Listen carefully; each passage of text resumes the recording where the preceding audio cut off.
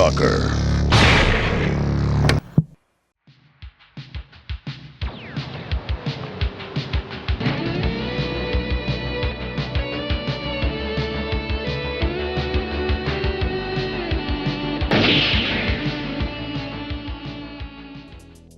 In 1989, Wes Craven was looking for his next hit. While he found early success, that when compared to the runaway hit that Craven had with his seminal opus, A Nightmare on Elm Street.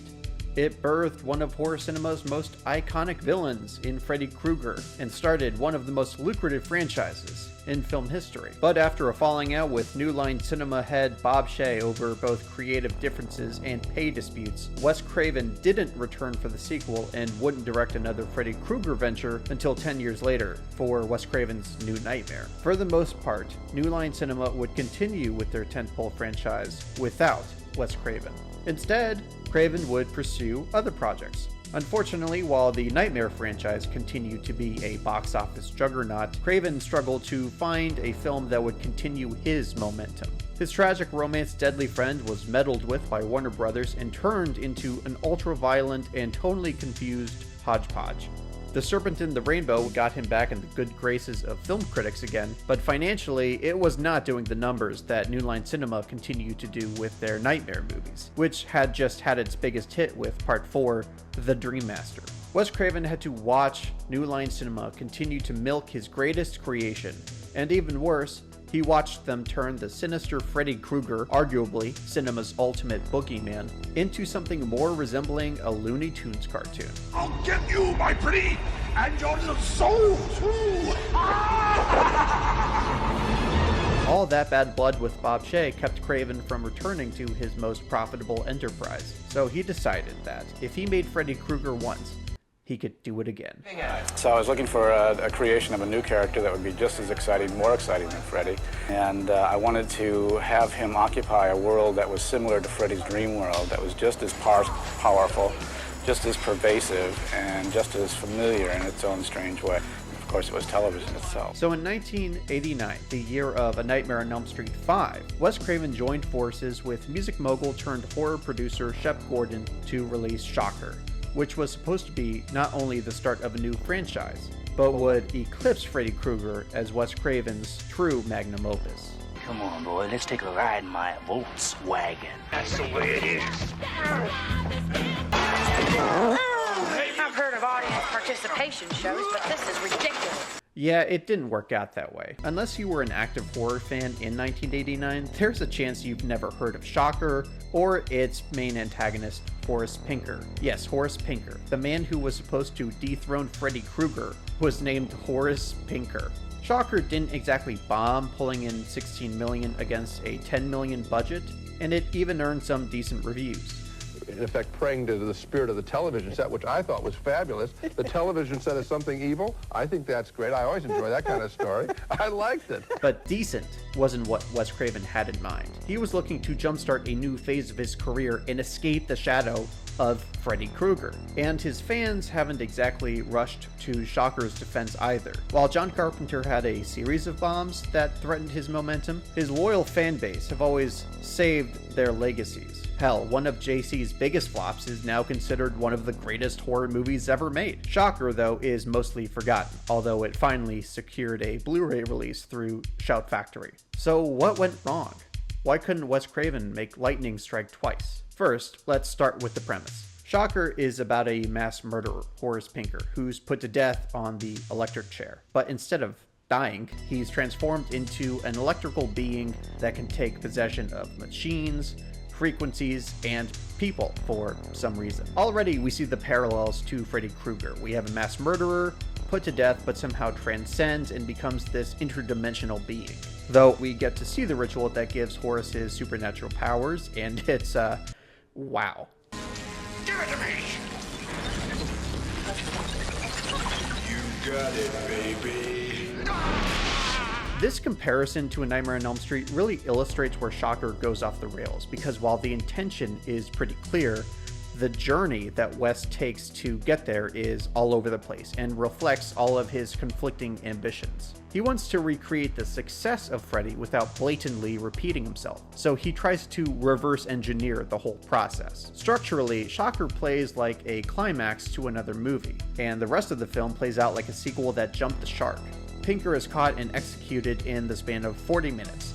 Just long enough to trick your brain into thinking that you know where this movie's going. It's one of those ESM to Catch a Predator movies, because our protagonist, Jonathan, uses his psychic connection with Pinker, more on that later, ultimately to take him down. That's the other thing, we don't have a final girl this time, but we have a final dude, played by Peter Berg, who has all the good looks of a broken beer bottle. And no disrespect to the man, he's gone on to have a seriously impressive directorial career, but I can't think of a stranger choice for a leading man. Also, if I was trying to distance myself from A Nightmare on Elm Street, I would never film another dream sequence for the rest of my career, but Shocker has many. So yeah, everything is in place for a climactic third act, including the slaying of Jonathan's girlfriend.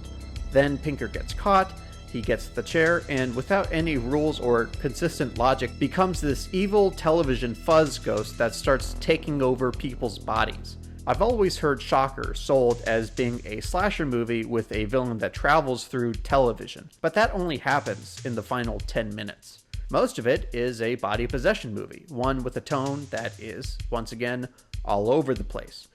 Gonna rip your lungs out, you son of a bitch. The first act is creepy and just aggressively sinister. Mitch Pileggi gives a formidable performance as Pinker, but it pivots between hardcore scenes and then zany shit, like Wes Craven himself is changing the channel on us. No wonder audiences didn't know what to make of this movie. It almost reads like Wes Craven himself didn't know what to make of it, other than, of course, that he wanted it to be a big hit, which it was not. I mean, who is this movie for? Okay, here's the part where I admit that I like Shocker quite a bit. At the very least, I respect the wild swings that Wes Craven took, because believe me, they were wild. Shocker has a real attitude, and it's powered by this irreverent tone that comes across goofy but confident. The heavy metal soundtrack is pretty fitting, because it's corny and badass at the same time, just like the best of 80s metal.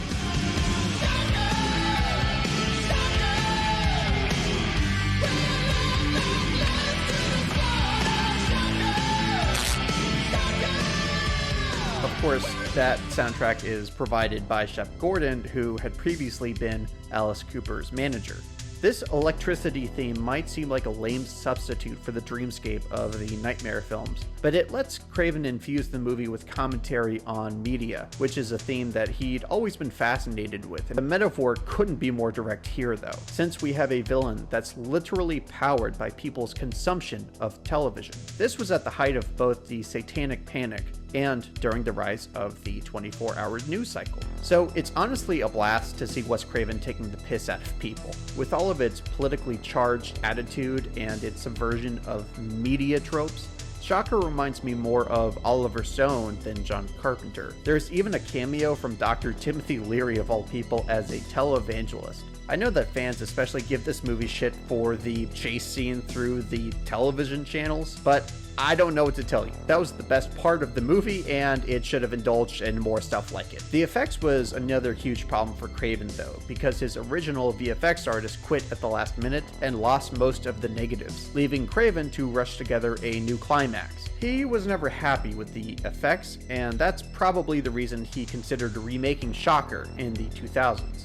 But that's the weird part of this movie's charm, because I totally recognize how goofy and laughable this would have been in 1989, coming from the man who created Freddy Krueger. But now it has this scrappy, retro appeal. It's almost like discovering a lost episode of epic rap battles of history. I know that doesn't sound like a compliment to most of you, but that's how I went with it. But something you really can't defend Shocker for is just how haphazard the logic is. Even if you're on board for this satanic, television-hopping serial killer thing, there's really no consistency like there was for Freddy Krueger. It's never explained how Jonathan has a psychic connection to Horace, other than the fact that he turns out to be Horace's long-lost son. It's also never explained why his girlfriend comes back as a ghost, and it's really never explained why her little necklace basically works as a crucifix against the evils of Horace Pinker. Even if I enjoyed all the wacky turns that this movie takes, it doesn't matter what I think, because audiences were not enthralled.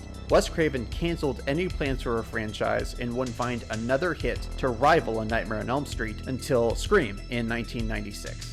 What's especially ironic is that Wes Craven approached Shocker with the opposite mindset from A Nightmare on Elm Street. He made that movie as a standalone and was forced to end it on a tease for a sequel. But he made Shocker to start a new franchise. Wes Craven has birthed many iconic properties, but they were born out of genuine inspiration and creative drive. Shocker has its fans, but there's a reason why it never got a sequel. That's because you need to prioritize the story you're telling over your personal ambitions. In another timeline, we could have had Shocker sequels. We could have had a Shocker remake. But that's because Wes Craven would have taken a step back to re-examine this project as its own creation and not a souped-up Nightmare on Elm Street.